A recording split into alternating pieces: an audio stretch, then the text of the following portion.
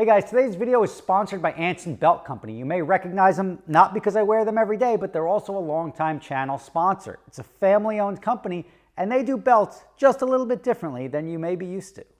So these are holeless belts and they allow for micro adjustability. That means you get the perfect fit every time.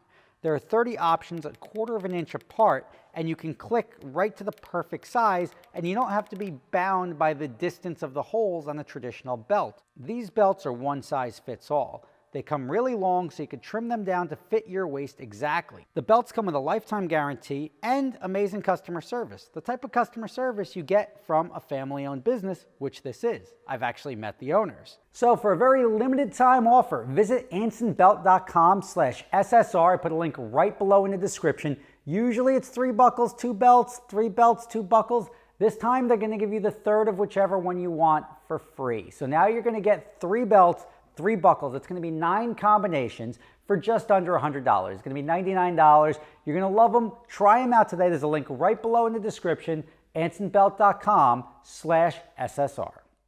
Oh, looky here. We have my Lambo, which is still not fixed. And that's a problem to me because this has been down since September 30th of 2020. Now, if you do the math on that, that's a long time. I'm actively suing the insurance company because the insurance company that ultimately is covering this came in and said, like, yeah, we don't cover loss of use, we don't cover diminished value. I'm like, well, my car's worth less because than a comparable non-crash model, and you guys dragged ass on this car for so long, don't look at me. So that's a multi-$100,000 lawsuit right now. And why is it still here? Once they agreed to pay for the damages, why is it still here? Well, the answer is parts are not easy to come by, right?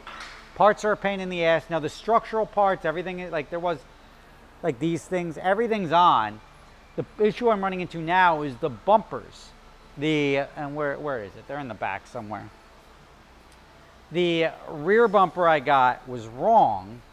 And I think the VIN number just pulls up. It's probably user error, but I think the VIN number pulls up the wrong part because the 2 dealers we called for quotes both pulled up the same part number off of this VIN for the front and rear bumpers, and they didn't match the bumpers that were actually on the car. So let me go see if I can explore a little bit. There we go. This looks like a Lambo bumper. So here is my old bumper and the new one. You know, that's an excellent question. The new one is not this. So we had to go back, and the 3rd dealership now pulled up the correct part, and the correct part's on its way. And that's because we told them, we took the physical numbers off the back of this bumper and not what was in the system. Now, is it possible the VIN number is just wrong in the system? It could be. It's pretty unlikely. It's probably more likely that there was like additional selections and they just saw a rear bumper assembly and just took it when there could have been options, because there are different bumpers on the all-wheel drive versus the rear-wheel drive. This is a rear-wheel drive Lambo. It's not why it was crashed into, but it is a rear-wheel drive Lambo. Just the tip. Like I said, I could probably pull some of this stuff apart and hook you guys up with these things. The front bumper here, oh, here you go. Front bumper, that's good. So this must be the rear bumper. Yeah, that's the rear bumper up there. So this doesn't match up, even though this is the part that comes up in the system. I'm way too short to do this. Hold on, you sit here and watch me drop a brand new Lamborghini bumper, because that's gonna happen. Come here, you. All right.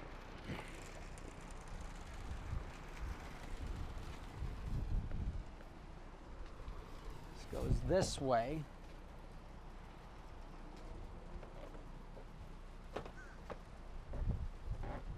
Yeah, see? Like if you look here, and I'm going to try to show you this well.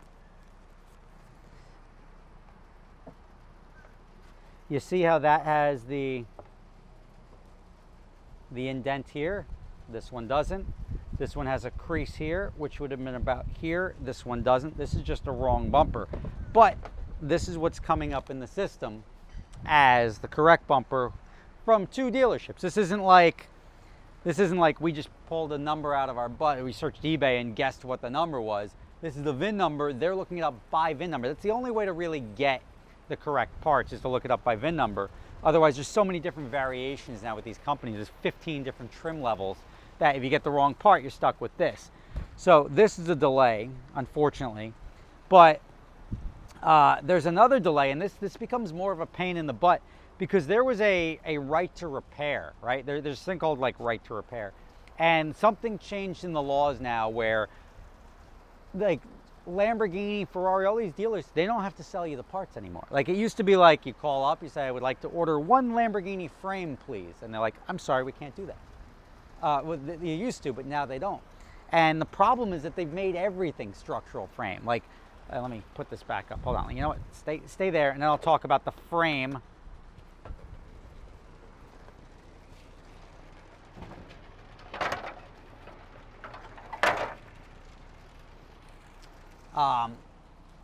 They made everything structural now. So everything in a car is structural. Now this, to me, frame is like, if it's bent, the car's driving sideways.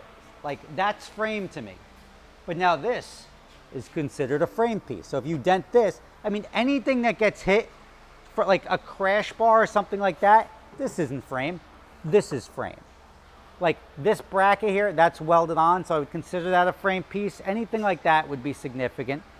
But when I'm looking at something that's designed to like take an impact, or just like a headlight support, if the headlight support gets bent, you just bolt another one on to the frame.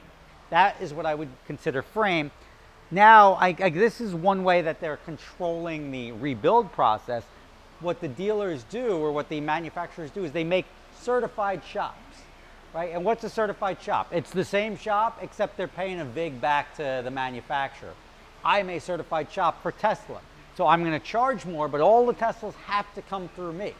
And that's a load of crap, because it's the same dudes working on the cars, right? It's the same $25 an hour guy that's hired by a shop A or shop B, except this is a certified shop, and they pay 350 grand a year to be like Ferrari certified or Lamborghini certified.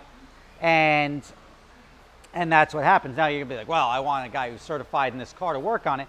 You know what? Every aftermarket company that's modifying these cars, Gimbala, blah, blah, blah, blah, blah, they're not certified. And people are throwing $100,000 at a body kit. And you're saying they're not capable of working on that car, repairing that car back to the way it was. So that's a big problem, that now to get around it, you have to buy through certain shops or whatever. It's making it more expensive. And now, say you have a certified Lamborghini shop, and there's only like one up here, and then there's one down in Philadelphia. You got to get in line. You want to go get your car fixed, you can't go to a guy that you know that's fixed your cars for 30 years. You got to go to a guy who you've never met, who's going to bend you over, take everything that he can out of this repair, and tell you that you need stuff you don't need, delay it, and put you at the back of the line. Like, I got 11 guys in front of you, so I'll throw you in 6 months, you'll get your car back. And that's frustrating. And that's not necessarily why this is taking so long. Structure, like this car can go drive now, it just needs the right bumper covers on it. The front one I've got, the rear I don't. It's in Kentucky right now at the shipping facility. When I get it back, this thing will get put back together, and I'll finally, after just figure maybe another week or two, because the global supply chain is so screwed. You're talking, this car was down for 11 months. Do you know how much money I lose in 11 months not having one of my most popular cars renting out? Far too much. Anyway, Rob Ferretti, this is probably the most costly accident I've had, purely financially, because I am zero revenue for almost a year. I'm paying a bank note on this for a year, and interest on a $200,000+ car for over a year. Zero revenue, expense. I'm still paying insurance for the dang thing, and I'm making nothing. And then it's worth less because of the thing. So even though the insurance company's writing me a check for the repair, I lose all the way around. Rob Ferretti, stay tuned. This will be back up shortly. That's why you remember one time when my Lambo crashed, my 2-week-old Lambo crashed, I went out and bought another one 3 days later. I did that in this situation. I just waited a long time because now peak season, I definitely needed a Lambo. So I just scooped up the green one, and more coming in. Stay tuned. Rob Ferretti, thanks for watching. I'll see you tomorrow. So you guys are familiar with my other company, Adventure Drives, right? Well, we're going to be going to Scotland in October. We're going to be doing Scotch distilleries, playing golf at St. Andrews if you want to do that, walking around, seeing lakes, waterfalls, driving the North Coast. It's going to be an amazing trip. Prices start as low as $2,500 per person for the shorter trip in Scotland.